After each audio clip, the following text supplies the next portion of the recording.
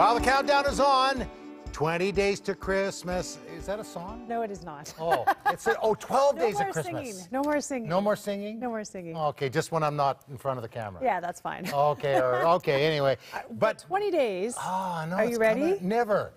Me either, right? Yeah, I don't shop Never until feels... 19 more days. Really? Christmas Eve. You do the typical man thing. That's great. All the guys out there, me and the boys, hey, going through all the stuff that's been gone through. Like a male bonding experience. It's great. I love it. Absolutely. Well, we've got some great content for you today to get you ready for Christmas. We have our guest Bible teacher, Pastor Carrie Newhoff, has something to say about our Christmas faces. What is that? Okay, well, try to guess this Christmas face. Scrooge? No. This is Christmas Eve, West Edmonton Mall, and there's one parking spot, right? You've been driving around for 20 minutes. Finally, here's the spot. You're ready to pull in, and somebody goes in before you. Oh, I've had that happen. Oh, and you're like, okay. And then all of a sudden he gets up, Merry Christmas. Am I wrong to say, like, why would you be wanting to go shopping the day before Christmas if this is your experience? I don't know. Yeah, okay. I'm going to change my routine then. Okay, moving along. Okay, moving We on. also have Juno Award-winning singer-songwriter Steve Bell is going to join us today. He's going to share about how his career started in prison. Steve Bell, prison? Well, you're going to have to wait to see the interview, and we're going to hear him perform musically. Oh, looking forward to that. So stay with us. We got a great program.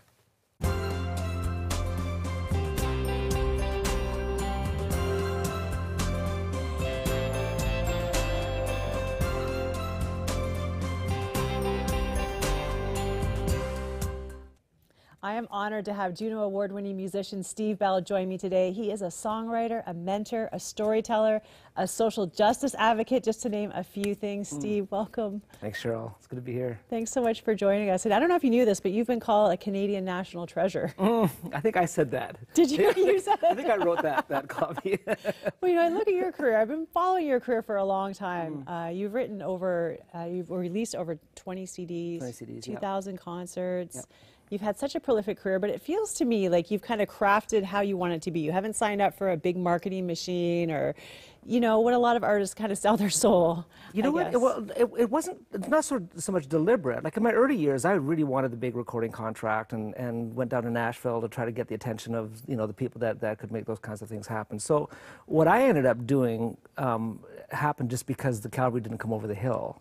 And at a certain point, you know, I just had to realize with my manager, Dave, that we just had to make something happen if we wanted to do this. And so it was kind of low and slow. Like, you know, we just sort of started doing humble concerts and not expecting a lot, but kept learning from everything and kept our relationships good. And it has slowly built at a manageable pace. And it's always been good. Yeah, we've been really fortunate, really blessed. Yeah, I don't know, it just seems to suit your personality. You don't seem like the kind of person like, I want to be a rock star. You know, I never did that. I mean, I think what you really wish is that someone could come and take care of the problems. Yeah. So you could just focus on your craft. Yeah. You know, so it'd be nice if someone paid the bills and someone took care of all the details and we could just do our thing. Because, you know, Dave loves doing sound and I love doing music and all the rest of the stuff is actually what we do most of. But in the end, like everybody has to clean toilets. Like, and in the end, that's good. I think that sort of keeps if you're especially in ministry or music or arts, that sort of keeps you to some degree grounded, right? So that you sort of realize, no, this is a service that we offer, and it's labor and it's art and all that kind of stuff. But it's a craft, yeah.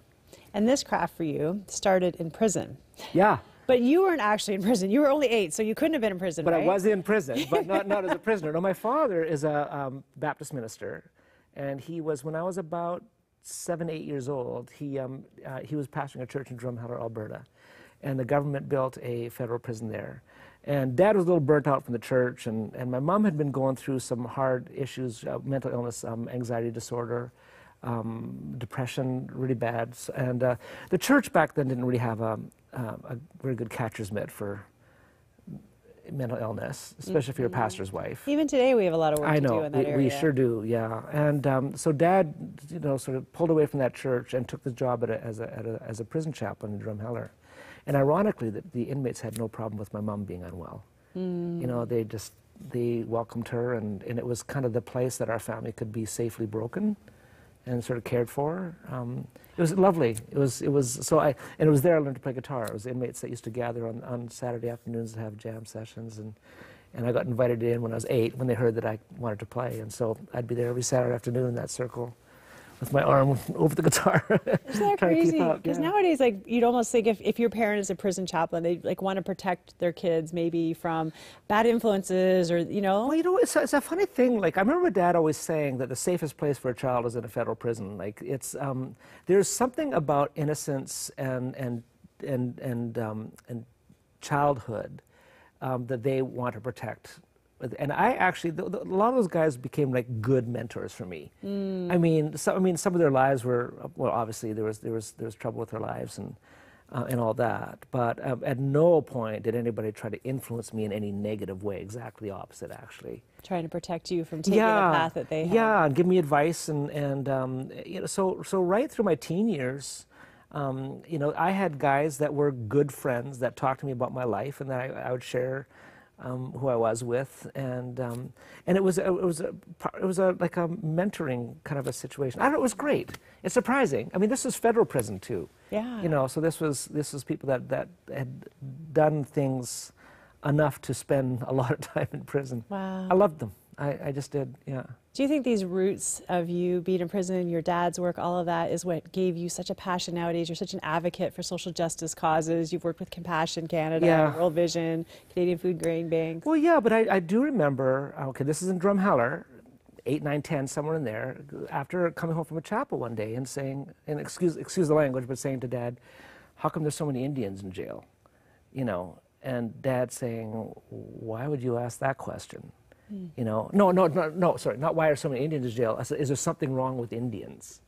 And he said, why would you ask that question? I says, and I noticed that demographically, it was out of proportion to what you saw on the streets, and you saw in prison, way more. And so I said, that there's sort of more of them inside than on the outside. Is there something wrong with them? Because I loved them. These are my friends, you know. And I remember my dad just saying, that's the question you need to ask for the rest of your life. Right, because I was too young to really understand the sort of the systemic injustices that create that kind of environment for First Nations people. We didn't know anything about residential schools. We didn't know anything about the displacement of nations and the breaking of treaties. None of us knew any of that, right? But Dad kind of did, and just said, just keep on asking that question. And I think that's what set me, you know. And then you met, you know, guys in prison. From all walks of life. And when you started hearing their stories and you realize how many of them came from poverty situations, you know, and you realize that at the root of a lot of these behaviors is deprivation, you know, emotional and economic and social alienation, all these things. And then you start looking at scriptures and you start, you know, seeing Yahweh constantly bringing in from the margins, you know, the alien and the orphan and the widowed, and these, you know, these code for not the in-group, right? And Yahweh, in Yahweh's sort of kingdom, brings those people into the center from the margins. And so you see that and you say that has to inform our Christian walk, or we may not be Christians. And for you, using, you know, the platform that you have to be able to be a voice for so many people that are marginalized, including Indigenous issues, which I feel like is something whose time has come almost in Canada. Like there seems to be. Yes. Yeah. Oh, I think, yeah, there's certainly ferment, you know, and Indigenous people are finding their own strong voice and remembering their history, remembering their traditions, remembering their wisdoms, and they're really good. You know, I mean, no people group is going to have everything, you know, but what they have to offer. I mean, I sometimes wonder, you know, in the face of the climate change and the problems that we're seeing right now, if maybe one of the reasons why First Nations people have been so resilient, when you look at the pressure on them over the last 5 generations, they should have been wiped out. I mean, culturally at least, you know, and it hasn't happened. And there's a resurgence almost. There's a resurgence there. And I just wonder, even as a Christian, if God hasn't given them that, because we kind of need what they know now to reset. Because our culture and our economics and our banking and our food structures and our transport, everything is so out of whack with how the world actually works. And if we don't listen to the people who have learned to listen to that, we're in big trouble. It is a gift Yeah. that they can give us. And, Yeah. you know, you've been so great about giving so many different people platform. I think that's why God gives us platforms, in a sense, to give Is to give platforms, yeah. to Blessed to be a people. blessing, right? Yeah, absolutely. Yeah. You've given a platform, of course, to so many artists as well. Hmm. Tell me about this mentoring gene that you have, that you really want to give people an opportunity. Well, I kind of think of it that way. I just like other musicians, you know, and when I'm on stage, so Mike Jansen, my piano player, who is fantastic, and I take him on the road, and I get to sit on stage and watch people listen to him, and I see their bodies react to this unbelievable musicianship, this work that he's done, and that's just pure joy for me, you know. Like, I'm glad if they like me too, right? But to watch, to be able to sort of take people and expose them to music, they necessarily wouldn't go out. You know, your average sort of person in the church pew might not frequent a jazz bar to hear the great players. But if I can bring that guy to them, and they can see what can come out of a person who's committed their life to that kind of excellence, you know, you just see their cosmos explode. It's really wonderful to watch. I think so it's not largesse on my part. It's just I get a kick out of it. And plus, I just love them. I love other musicians, and when I work with them and I see them play, I learn so much. Even if it's not my instrument. So what I've learned from my bass player, from my drummer, from my keyboard players, from my guitar players, and from the orchestras, you just learn different approaches of music, different nuances that you'd never pick up by just practicing on your own. And we get to be the recipient of all of that. We're so blessed. And you actually have a great concert coming up in Hamilton this weekend. Yeah, at West Highland Church, right, in Hamilton with the Hamilton Philharmonic. That sounds amazing. So 2 nights, Friday and Saturday night there. And yeah, that's a really cool thing. Mike Jansen did those scores. And there's the thing about symphony that I think is amazing, even as Christians, you know, think theologically about it.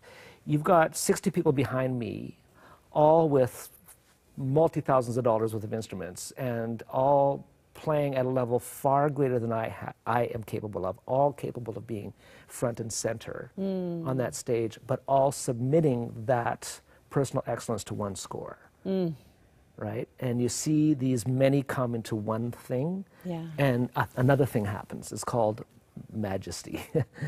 And we don't get a lot of experiences anymore in our cultures of majesty, you know. We don't go, you know, we're not out in nature as much anymore because we're just too tied to our little entertainment devices. And, you know, there's mosquitoes out there and there's bugs and all that. It's hot, you know, it's cold. Yeah, it's hot, it's cold, you know, so, and so we never get taken out of ourselves. And we rule our little worlds all the time. And to be in a situation where you got 60 or 70 or 80 musicians all at the top of their game, all playing these unbelievable instruments, these beautiful scores, all submitting their personal excellence to one thing that's not them. And this third thing happens. And again, I love watching the audience, them gasp, you know, at certain moments, you know, when the scores just kind of build to that peak or just drop off suddenly. You know, and you just sort of feel people's stomachs come up. It's the best. It's so fun to watch. But theologically, symphony is theologically correct. Why do you say that? It's Trinity. It's the unity of God. It's the three yet one. You know, the beauty of God. That God is not God is one, not like a tree is one, but like a forest is one. It's Father, Son, Holy Spirit. Three yet one. That's so good. Right, and so you get that experience of the triune being of God in a symphony. Rather than say a solo concert, and those are nice too, but it's different, But the one we have this weekend that people need to go to is a symphony. Yeah, it's going to be amazing. Yeah. Thank you so much for stopping by to visit us. Thanks for having me. It's going to be great. You want to make sure to check out the symphony this weekend, December 7th and 8th. Here's how you can get more information. Keening for the dawn as such stirs a memory of your touch. We are waiting. Hello friends, it's Steve Bell here. It's been many years since I performed with the Hamilton Philharmonic Orchestra. When the first opportunity presented itself, it never occurred to us there would be a second, and yet here we are. This time, we'll be performing at the newly expanded West Highland Church in Hamilton. I'm bringing my wonderful band, and my dear friend Maestro Ray Hotoda will conduct, and of course the amazing Mike Jansen, who did the orchestration, will be on hand. We will also have the West Highland Worship Choir behind me to add some of that special Christmas joy. His glory Steve Bell with the Hamilton Philharmonic Orchestra, Friday and Saturday, December 7th and 8th, at the newly renovated West Highland Church in Hamilton. Tickets at West Highland Church or online at stevebell.com. An evening of songs, stories, and thoughtful words to lift your spirit. I very much hope to see you there.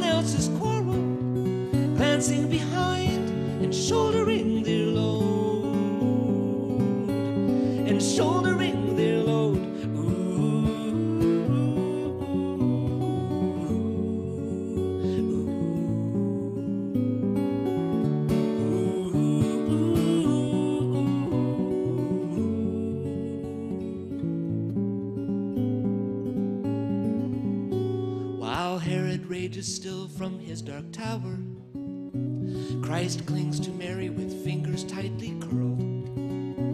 The lambs are slaughtered by those men of power, and death's squad spread their curse across the world. How terrible, how just, and how ironic that every Herod dies and comes alone, defenseless as the naked embryonic, to stand before the Lamb upon the throne, the Lamb upon the throne.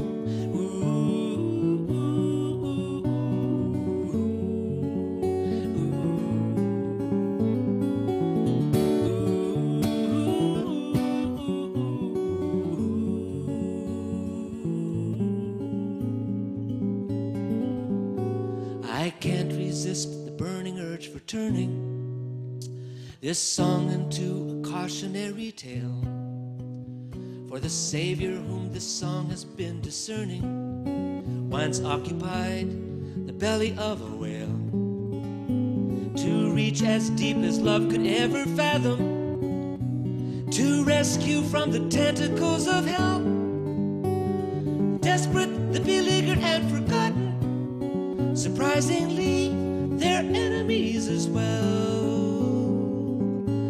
Their enemies as well.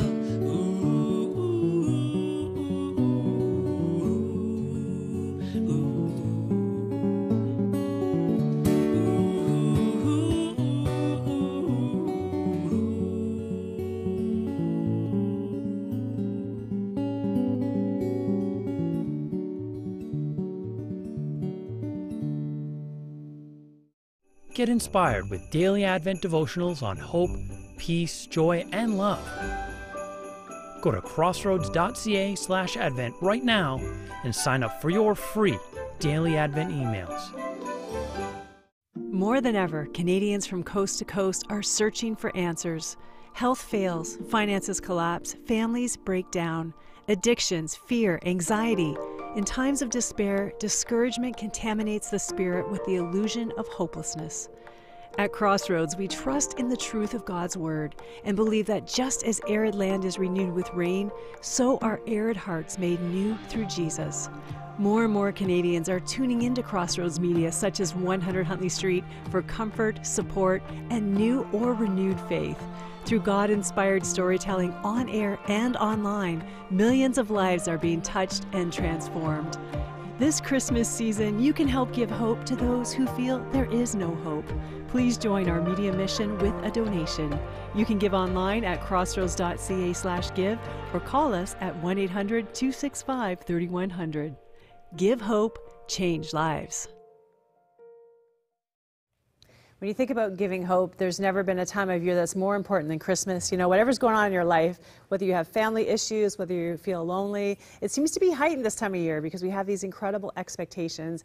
And then you think about 100 Huntley Street coming into people's homes every single day. You know, we become like family, and this is a support to so many people who are feeling isolated. And as you support this ministry, we can keep those prayer lines open Christmas Eve, Christmas Day, people that are giving up time even with their families to be answering those phones for people that are lonely. And so we're so grateful for all that you do. And we just want to say thank you, and we'd love to send you this Crossroads Be Still and Know That I Am God mug for a suggested gift of $25 or more. So give us a call, 1-800-265-3100, or go online to crossroads.ca/give. And again, thank you for your support of this ministry so we can be there to bring light and hope to people this Christmas season. Thank you so much. Well, up next, does your face express the joy of Christmas or the frustration of holiday pressures? Here's pastor and guest Bible teacher Carrie Newhoff with some thoughts about that. Everything you touch these days seems to have a default. For example, did you know your phone has default settings? Now, you can customize them, but it's default settings. How about your car? Cars today come with default settings, like do the doors lock when you put it in drive or when you bring it to a stop? And you know you have a default too? I've been thinking a little bit over the last little while about my default resting face. Like when you're not really thinking about the expression you make, you have a default expression. Mine is not good. All right, my default resting face is a combination of boredom, disgust, irritation, and a little bit of constipation thrown in there just for fun. And that's sort of been the story of my whole life. Like, I can't believe I actually got a job, have friends, got married, raised kids. I mean, my default resting face when I'm not paying attention, it isn't good. So I have to remind myself when I'm on the platform preaching or listening to people, smile. When I'm in a meeting, close friends will text me, hey dude, smile, sit up, straight. I had someone pull me aside at a conference once where I was sitting in the front row. And he said, man, I was watching your face and I thought you hated my talk. And I'm like, well, kind of. No, I'm kidding. But it was just my face, all right? So in my head, I'm this nice guy. But my face says, no, I'm not. And it made me think about the face of God and how people perceive God. There's this strange thing where people think that God is angry, that he's just loathes us, that he doesn't like them, that he's spiteful. And sometimes you hear God portrayed that way, but do you know that at Christmas, God showed his face, and we saw what it was like. We saw his face in Jesus. And even in the Old Testament, whenever God showed his face, yes, there's a justice side to God, there's a judgment side to God, but if you want to know where God is coming from, look at this Old Testament blessing. The Lord bless you and keep you. The Lord make his face to shine upon you and be gracious to you. The Lord turn his face towards you and give you peace. So they will put my name on the Israelites, and I will bless them. At Christmas, in Advent, God showed his face. And you know what? We know what God's face is, and we know that it radiates love, the love of God that is in Jesus Christ. And so my challenge to you as you head into Christmas is, does your face reflect the love of Christ?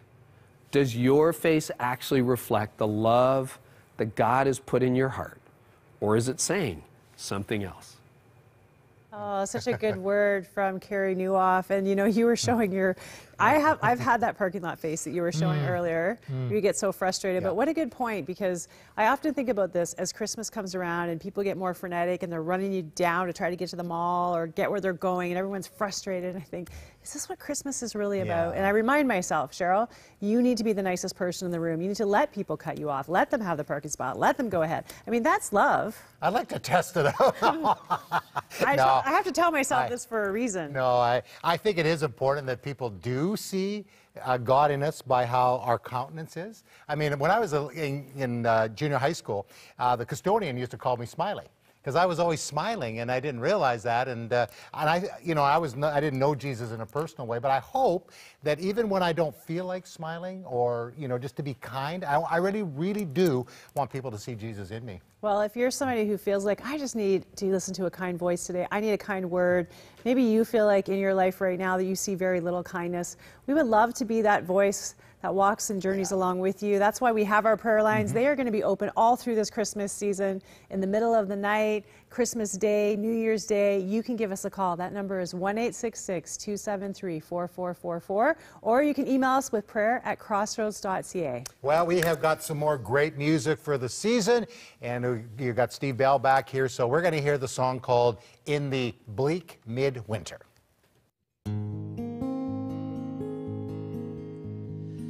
In the bleak midwinter, frosty wind made moan, earth stood hard as iron, water like a stone. Snow had fallen, snow on snow, snow on snow. In the bleak midwinter, long ago.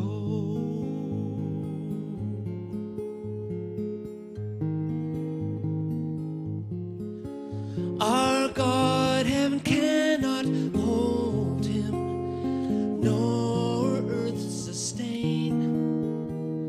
Heaven and earth shall flee away when he comes to reign. In the bleak midwinter, a stable place sufficed. The Lord God Almighty, Jesus Christ.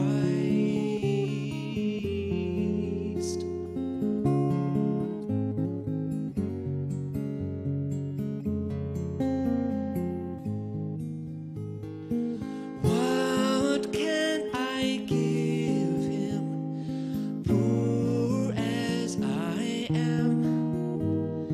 If I were a shepherd, I would give a lamb.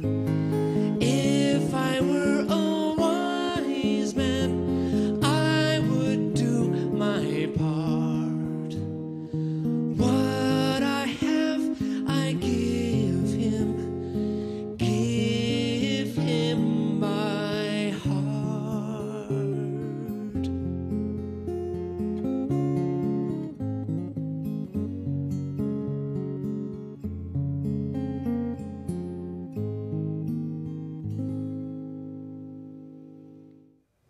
Boy, I enjoyed the program today, Steve Bell's interview and then also the music. I met Steve a number of years ago in Winnipeg, and it was just good to see him again. He's just remained so grounded and so faithful, and so appreciated the interview you did with him and that heart that he has for social justice, and I know that's something that you share as well. What I really like about him is that he thinks deeply about the platform that God's given him and what he uses it for, you know, and every one of us has a platform, whether it's just through our Facebook page or social media, Instagram, our friends, our family, our church. So what are we using our voice for? We all have a voice. What are we using it for? Who are we speaking for? And he's very intentional about speaking for those that don't have a voice, basically. And if you want to hear Steve Bell live, because the guy is just brilliant, coming up on Friday and Saturday this weekend, we've got Steve performing at the Hamilton Philharmonic Orchestra, and they will be at the West Highlands Church in Hamilton. And if you want to find out more about tickets, you go to stevebell.com. Hey, thanks for watching. See you next time. Bye-bye.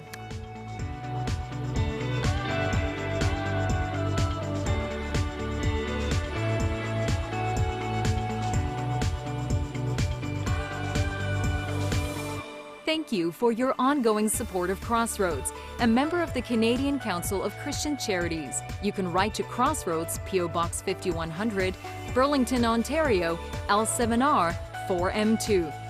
Cheryl Weber's wardrobe provided by Melanie Lynn.